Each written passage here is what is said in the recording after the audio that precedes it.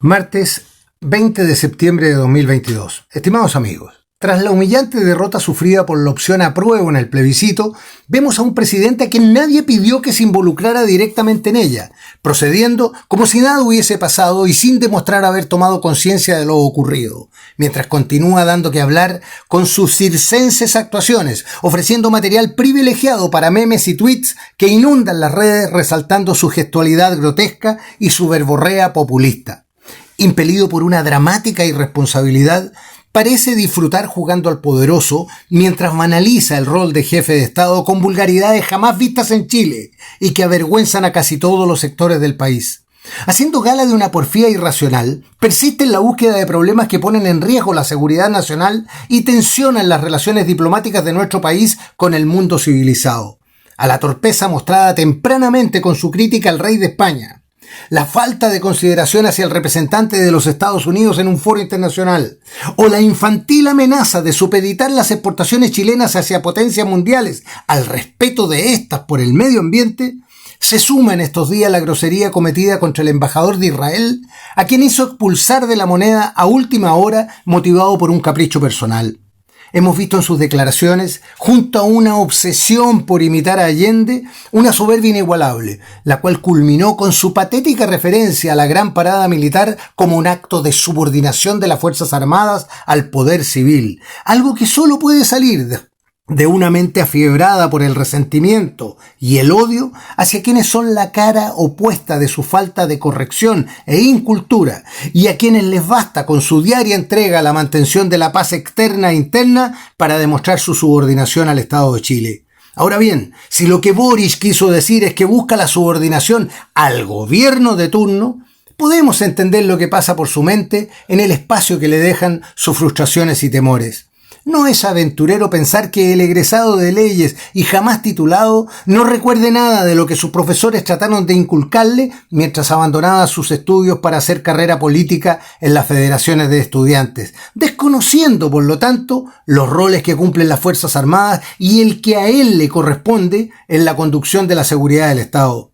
Hay que agradecer a Dios que no estemos viviendo un periodo de crisis vecinal como las que cada cierto tiempo se hacen presentes en nuestra vida. Si ello llegase a suceder durante este gobierno, el bien de Chile no podría permitir que tan dañina improvisación estuviese al mando, sin que hubiera espacio nada más que para una solución de difícil pero inevitable adopción. Jamás pudimos imaginar que el Estado, ese ente superior a todo y que se entregue en administración por algunos años a quienes la voluntad popular elige para ello, podría estar en manos tan inseguras como en las que hoy se encuentra. Los entuertos presidenciales encabezan el peligro, seguido de la falta de inteligencia nacional y de la facilitación de la fuga de información estratégica por designaciones impropias de parte del gobierno. Comenzando por la conducta inestable de quien ocupa la primera magistratura, la ciudadanía observa con estupor la reiteración de situaciones en que la prudencia y el equilibrio son rotos por episodios histéricos, obsesivos y caprichosos que como mínimo ponen en riesgo o dañan severamente las relaciones internacionales de nuestro país. Preso de una soberbia que deja en evidencia la ignorancia acerca de las responsabilidades de su cargo, patéticamente reconocido en su discurso ante la ONU, y creyendo que con disculparse es suficiente, Boric procede en forma impulsiva e irreflexiva, ofendiendo gratuitamente con su arrogancia y alentando hostilidades inéditas en contra de nuestro país. Así, por ejemplo, su humillante apodo de merluzo fue ganado por su tonta crítica al rey de España, a quien acusó de llegar atrasado a lo que su servicio de protocolo fue incapaz de administrar correctamente. Siendo de público conocimiento la existencia de su enfermedad, no es de extrañar entonces que al estar sometido a múltiples y potentes presiones, su estado de salud se vea expuesto a un deterioro progresivo, o al menos que en su condición pueda presentar crisis inesperadas que lo lleven a decir o hacer cosas que no estén a la altura de un jefe de la nación.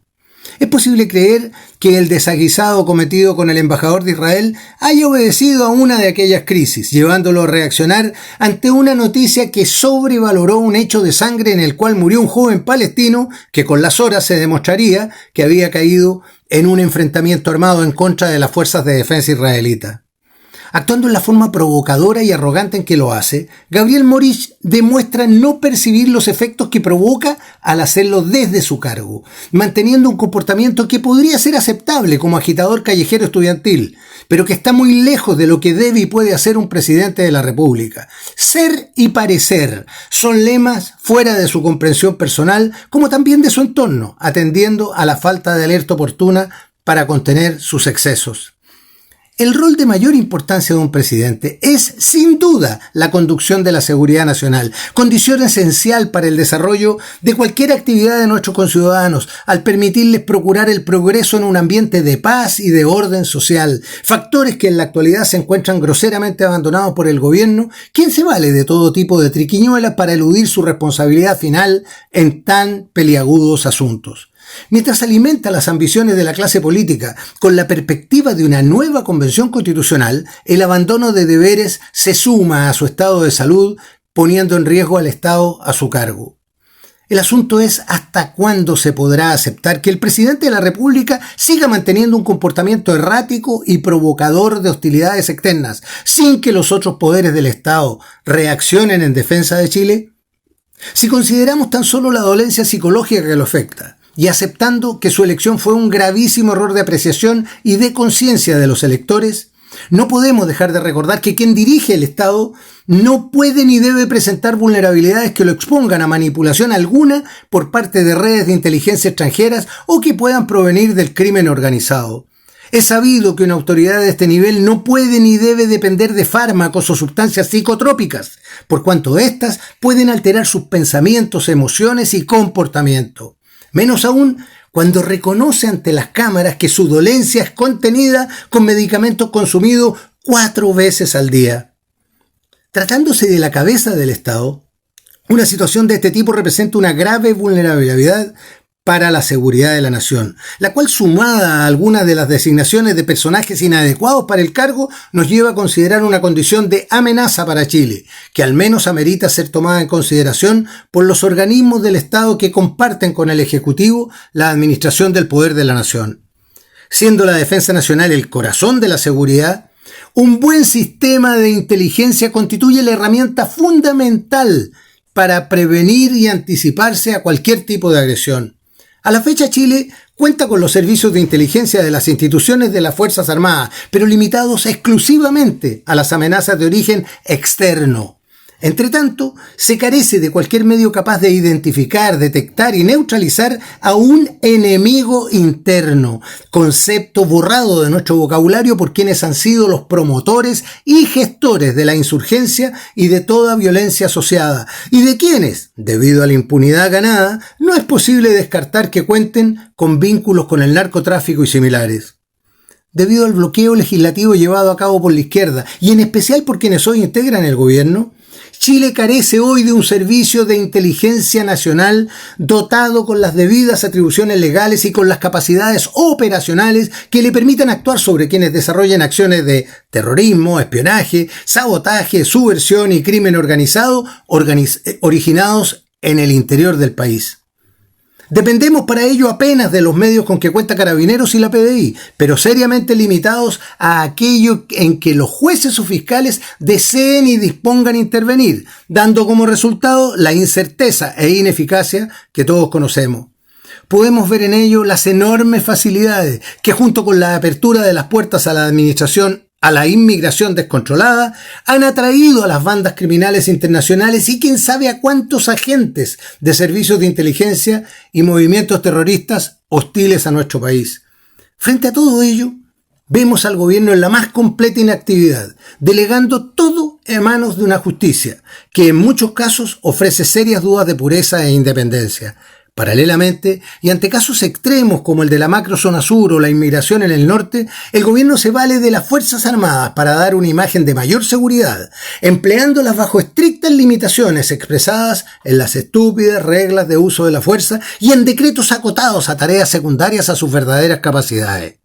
enviados a perder el tiempo, sin poder emplear a sus medios de la forma en que han sido organizados, equipados y entrenados. Las Fuerzas Armadas han visto desgastar inútilmente a su gente, reduciendo su potencia en la medida que se pierde tiempo apoyando a los carabineros o mirando pasar ilegales, sin poder hacer nada para impedirlo. Pero tal vez lo más grave de toda la situación corresponde a los nombramientos efectuados por Boric en algunos cargos críticos, donde se ha expuesto en forma grosera nuestra seguridad nacional. Ello ocurre, por ejemplo, con la entrega de la Subsecretaría de las Fuerzas Armadas a manos de un equipo del Partido Comunista, por definición internacionalista y antipatriota, proporcionándole con ello acceso ilimitado a toda información sensible en lo concerniente a dotaciones, despliegue, capacidades logísticas, planes, etc., correspondiente a todas y cada una de las unidades de las Fuerzas Armadas. La presencia en dicho equipo de 3 miembros del Comité Central del Partido Comunista indica la importancia asignada por este a la oportunidad invaluable que les ha brindado Gabriel Boric. No es muy difícil imaginar el valor de uso de dichos antecedentes para quienes tienen en su ADN la subversión y la guerrilla, junto a su innegable dependencia de sus padrinos caribeños. En el mismo cuadro de inseguridad, Boric designó en el corazón de la moneda y como jefe de sus asesores directos a una ciudadana peruana con una larga historia de asesorías internacionales que incluyen materias de seguridad a diversos países latinoamericanos, a lo cual se agregan posibles vínculos con el narcotráfico actualmente investigados por el FBI. Una posición en la cual tuvo acceso al conocimiento detallado de la situación de cada ministerio, como también de sus planes e intenciones. Todo ello constituyendo información altamente sensible y que ahora, tras su renuncia a despido, nos deja expuestos a que circule por el ambiente vecinal, siendo vendida la información a buen precio, como un producto de alto valor comercial en el mercado de la inteligencia. Sin duda alguna, con hechos como los descritos, no es posible negar que la seguridad del Estado de Chile se encuentra expuesta a riesgos que no pueden dejar indiferentes a quienes tengan responsabilidades asociadas a la supervivencia de la paz y la estabilidad para el desarrollo de la vida nacional. Estando el gobierno en manos de aquellos que apoyaron desde siempre al narcoterrorismo del sur, negaron las herramientas para la seguridad del país y promovieron incentivos perversos para la inmigración, hay escasas posibilidades de que la solución provenga de su fila, siendo esperable que ello ocurra desde los otros poderes del Estado, corresponsables de la fiel administración de nuestra existencia soberana. Si no lo hacen, deberá ser una vez más la sociedad civil organizada quien salga a defender su futuro. Soy Patricio Quilot.